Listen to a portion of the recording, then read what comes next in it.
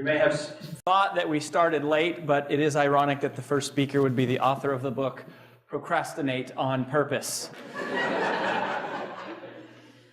How is it that we have more tips and tricks, tools and technology, calendars and checklists than ever before, and yet we still always seem to be behind?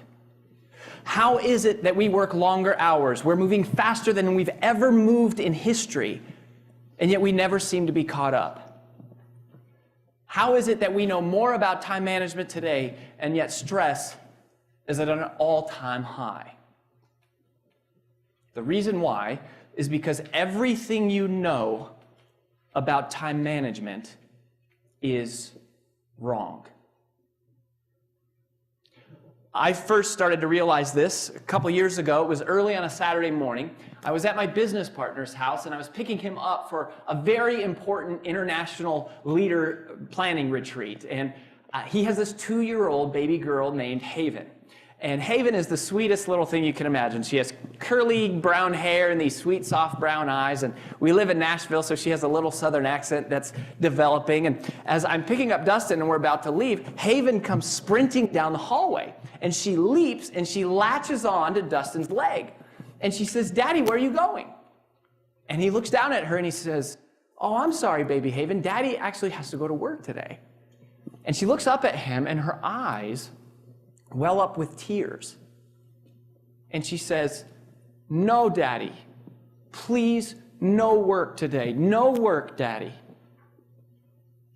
And in that moment, I realized two things. The first is that I myself am not ready to have kids just yet. The second is that even though everything that you've ever heard about time management is all logical, tips and tricks, tools and technology, calendars and checklists, it's apps, it's all logic. What I realized in that moment from a 2-year-old is that today time management is no longer just logical. Today, time management is emotional. And how our feelings of guilt and fear and worry and anxiety and frustration, those things dictate how we choose to spend our time as much as anything that's in our calendar or on our to-do list. In fact, there is no such thing as time management. You can't manage time. Time continues on whether we like it or not. So there is no such thing as time management. Really, there is only self-management. Well, that was the first big realization that I had. In order for you to understand the second, I want to take you on a quick history of time management theory. And that really began in the late 50s and 60s. And it came during the Industrial Revolution. And early time management thought was all about, it was one-dimensional. And it was all based on efficiency. And the idea with efficiency was that if we could develop tools and technology to help us do things faster, then theoretically that would give us more time. Well, there's nothing wrong with efficiency. All things being equal, efficiency is better. And yet, there is an unfortunate limitation to efficiency as a strategy for time management. And it's evidenced very well by the fact that we all carry around miniature computers in our pockets, and yet somehow we're still never caught up. Well, in the late 80s, Era 2 time management thinking emerged. I feel like it was pretty much single-handedly ushered in by the late, great Dr. Stephen Covey. And Dr. Covey introduced what we are referring to as two-dimensional thinking. He gave us something called the time management matrix, where the x-axis was urgency and the y-axis was importance. And the beauty about this was that it gave us a system for scoring our tasks. And then based on how they scored in these two areas, we could prioritize tasks one in front of the other. Prioritizing is all about focusing first on what matters most. And for the last 20 years, this has really been the pervasive mode of thinking as it relates to time management theory. And it's not that there's anything wrong with prioritizing. In fact, prioritizing is as valuable a skill today as it ever has been in history. And yet, even though we throw that word around like it's the end-all be-all to time management theory, right? We say, get your priorities in order. Or it's just, you don't have the right priorities. Well, unfortunately, maybe that's not really the case. Because there is a massive limitation to prioritizing that nobody ever talks about, and that is this. There's nothing about prioritizing that creates more time. All prioritizing does is take item number 7 on your to-do list and it bumps it up to number 1, which is valuable in and of itself, but it doesn't do anything inherently to create more time, and it does nothing to help you accomplish the other items on your to-do list. I mean, if you think about efficiency, efficiency is kind of like running on a hamster wheel. And if you think of prioritizing, it's really about borrowing time from one activity to spend on another. It's kind of like juggling. And that really describes the way that we even talk about time. I'm juggling a lot, or I'm trying to balance a lot. And in that paradigm, there's only 2 strategies. One is to do things faster or to do more things. And that is what the world kind of feels like, right? How does it feel to know that really all we are is a bunch of juggling hamsters sprinting towards an inevitable crash landing? You cannot solve today's time management problems with yesterday's time management thinking. What we've noticed is the emergence of a new type of thinker, somebody that we refer to as a multiplier. And multipliers use what we call 3-dimensional thinking. While most people only make decisions based on urgency and importance, multipliers are making a third calculation, which is based on significance. And if urgency is how soon does something matter, and importance is how much does it matter, then significance is how long is it going to matter. It's a completely different paradigm. It's adding on to what is there. It's in with the old, but it's also in with the new, because most of us, if you think about the modern day to-do list, which is one of the key strategies or tools that we have, we ask ourselves when we assemble our to-do list, we say, what's the most important thing I can do today? But that is not how multipliers think. Multipliers instead ask the question, what can I do today that would make tomorrow better? What can I do right now that would make the future better? They're making the significance calculation. See, when I say multiply your time, that might sound a little bit superfluous. It might sound like an over-exaggeration, but it really is not. Now, while it is true that we all have the same amount of time inside of one day, 24 hours, 1,440 minutes, 86,400 seconds. And there's nothing that any of us can do to create more time in one day, but that's exactly the problem. That type of thinking is the problem. What we have to do is break out of that paradigm and instead think about tomorrow. And that brings us to the premise for how you multiply time. The way that you multiply time is simple. You multiply your time by giving yourself the emotional permission to spend time on things today that give you more time tomorrow. That's the significance calculation. You multiply time by giving yourself the emotional permission to spend time on things today that create more time tomorrow. The significance calculation changes everything. The focus funnel is our attempt to create a visual depiction that codifies the thought process that multipliers go through in their head unconsciously when they are evaluating how to spend their time. It's why some people create extraordinary, explosive, exponential results, and other people seem to kind of just create linear traction. And it works like this. If your tasks all come into the top of the funnel, the first question a multiplier asks is, can I eliminate this? Is it even worth doing? It's another example how everything you know about time management is wrong, or at least that it has changed, because most of us use to-do lists, and multipliers realize that next generation time management has much more to do with what you don't do than what you do. Time multipliers realize that perfection is achieved not only when nothing more can be added, but when nothing more can be taken away. It is the permission to ignore. Because anything that we say no to today creates more time for us tomorrow. The challenge emotionally is that we struggle with guilt, and we struggle with wanting to say no, but really feeling like we have to say yes. And so we go through life trying to never say no.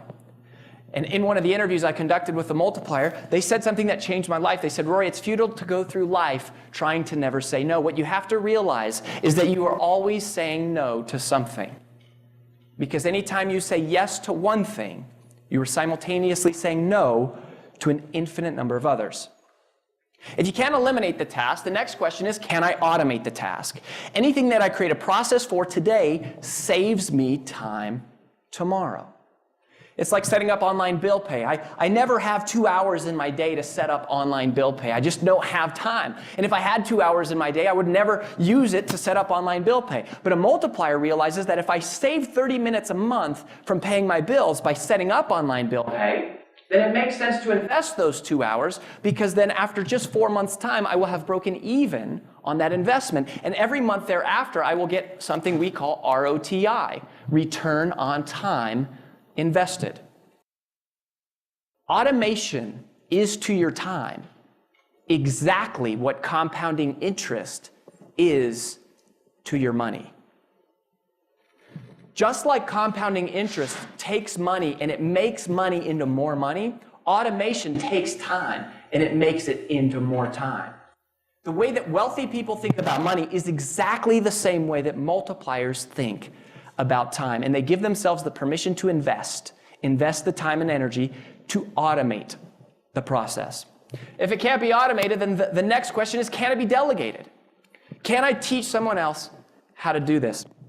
I'm reminded of a time when I was 7 years old, and I'll never forget, I was in the car with my mom, and I hit her with this question. I said, "Mom, do I have a dad?" And as you might imagine, that was a pretty difficult question for a single mother to navigate with her 7-year-old. And it was the first time that my mom told me her life story. She was pregnant at 17, divorced a couple years later, pregnant again at 22, and then she was divorced from my biological father 6 months after I was born. So there she was, 22 years old, single mom, no high school education. And she explained to me, she said, "Rory, I decided at that point that I would never have a man in my life because I haven't had good luck with men. And we may not have a lot, and we may not have a dad, but we're going to have love." And so we went back and forth for a little while, and I said, "Well, you know, Mom, I love our family. I really do. I love our family, but I think it would be really cool to have a dad."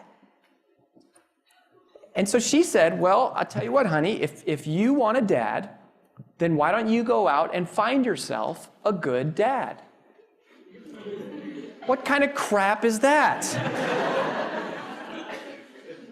It just so happened that that was my first day at a new Shaolin Kung Fu center, and I had been studying martial arts since I was 5, and so they put me in this all-adult school to be a little more advanced. And there was another gentleman who walked in. It was his first day also, but this guy was much older than me. He had long hair and tattoos all up and down his arm and leather jacket, and he came in on a motorcycle. And this guy was about the scariest dude you can imagine if you're 7 years old, and he gets paired up as my sparring partner. His name was Kevin. He turned out to be pretty nice. Well, we started to advance through the belt levels together, and so Kevin started bringing me home from class every once in a while. Then before you know it, Kevin came over on the weekends, and we would practice our forms. And then we caught a movie, and then before long, Mom came with us to the movies, and so it was the 3 of us that were going to movies together. And I'll never forget the first time the 2 of them went to a movie without me.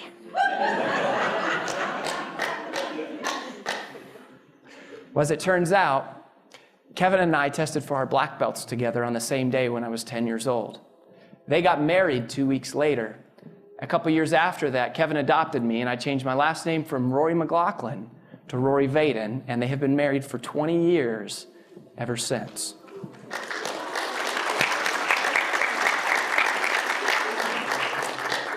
And the point of that story is that you can delegate anything. But if you ask the average person, you said, "Are there things you know you could be delegating to somebody else?" We would say yes. But then you say, "Well, why don't you train someone else to do it?" And what most of us would say is we say, "Well, because they just can't do it as well as I can." And that may be true once, maybe twice, but it is only true absent the significance calculation. Because if you think longer term, you realize they'll be able to master the task just like you were. Significance changes everything. It's how you multiply your time. It's giving yourself the permission of imperfect for a little while because over time they'll be able to figure it out. Now, if you can't automate, or delegate a task, that task drops out the bottom of the funnel, and at that point there's only one remaining question, and that question is, should I do this task now? Must it be done now, or can it wait until later? If the task must be done now, then that's what we call concentrate. It's the permission to protect. All right, the permission to protect. It's all about focus and eliminating distractions. And honestly, there's nothing all that exciting or new there. However, if you ask the question, can this wait until later? And you decide that the answer is yes, then that's not eliminate, automate, or delegate. That is what we call procrastinate on purpose. Procrastinate on purpose. Now, you're not going to procrastinate on it forever. You're going to pop that activity back to the top of the funnel, at which point it will enter into a holding pattern where it will cycle through the focus funnel until inevitably, one day, eventually, one of the other 4 strategies will be executed on whatever that task is. And what you find is that if something can continually wait, often what happens is you eventually develop the courage to do what you should have done in the first place, which was eliminate it. Or you discover a system for how to automate it, or someone rises up to the call of leadership. They rise up to the occasion, and it ends up being delegated. Or it ends up becoming something that is significant enough for you to spend your time on. A lot of people say, well, Rory, wait a minute. In the Take the Stairs book, right? In Take the Stairs, you said procrastination was the killer of all success. You said procrastination was the most expensive invisible cost in business today. You said procrastination is the foundation of all mediocrity. And now you're telling us to procrastinate on purpose? And yes, that is what I said, and it's exactly true how I said it. But there's a major distinction to realize, and that is there's a difference in procrastinating. There's a difference in waiting to do something that we know we should be doing that we don't feel like doing, versus waiting to do something because we're deciding that now is not the right time. Waiting to do something that we know we should do but we don't feel like doing, that's procrastination. That's the killer of all success. But waiting to do something because we're deciding intentionally that now is not the right time, that isn't procrastination. That isn't the killer of success. That's a virtue. And it's an art form that the world really needs, which is patience. The patience to put off the insignificant things, like checking email 24 hours a day, 7 days a week. You multiply your time by giving yourself the emotional permission to spend time on things today that create more time tomorrow. And regardless of your religious affiliation or your spiritual beliefs, hopefully you'll have an appreciation for the way that Scripture says the world was created. And in Genesis, God has created this perfect world. And it says something amazing, that we're created in His image. And then in Genesis chapter 1, verse 28, He gives the first command to all of humanity. And what is that command? Thou shalt have no other gods before me? No. Is it love thy neighbor as thyself? No. God's first command to all of humanity, be fruitful and multiply. Thank you very much.